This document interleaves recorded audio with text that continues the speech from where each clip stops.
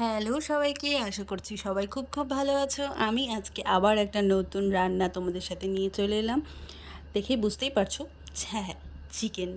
আমি এটা নতুনভাবে বানিয়েছি, মানে প্রথমবার এরকমভাবে রান্না করেছি। আমি এর আগেও চিকেন রান্না করেছিলাম, কিন্তু অন্যরকমভাবে।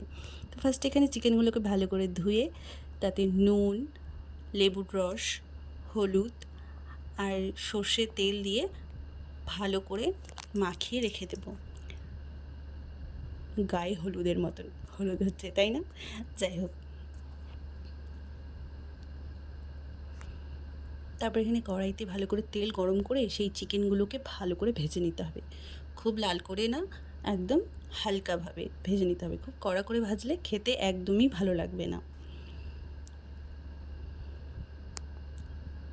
জাস্ট কিছুক্ষণ, এই 2 থেকে 3 মিনিটের মতন ভেজে নিলেই হবে।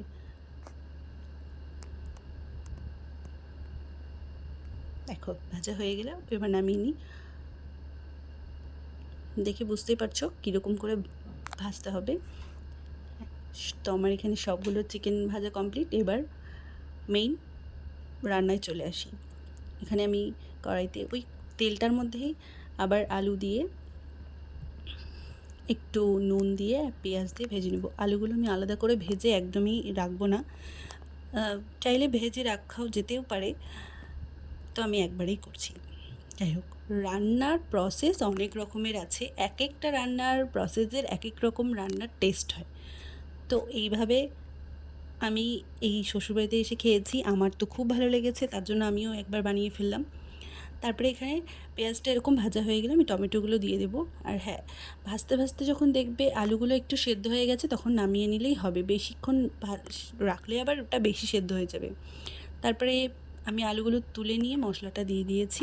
বাটা মশলার মধ্যে রয়েছে আদা বাটা, রসুন বাটা, লঙ্কা বাটা আর একটু সামান্য লঙ্কা গুঁড়ো, জিরে গুঁড়ো।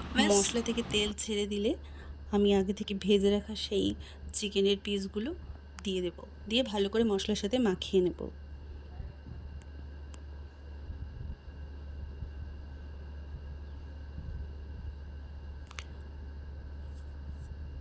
রান্নাটা এখনই দেখতে কি সুন্দর লাগছে, আর একটু পর দেখতে আরও সুন্দর লাগবে। এই যে এখান থেকে যদি 2-3 পিস না খাওয়া হয়, তাহলে ঠাকুর আমাদেরকে অবশ্যই পাপ দেবে।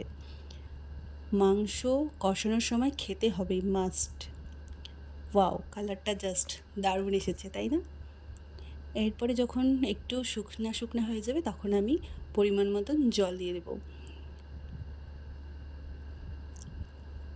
যে যেরকম ঝোল রাখবে সে সেরকম জল দেবে। আমি যেহেতু অল্প রাখবো তাই অল্প।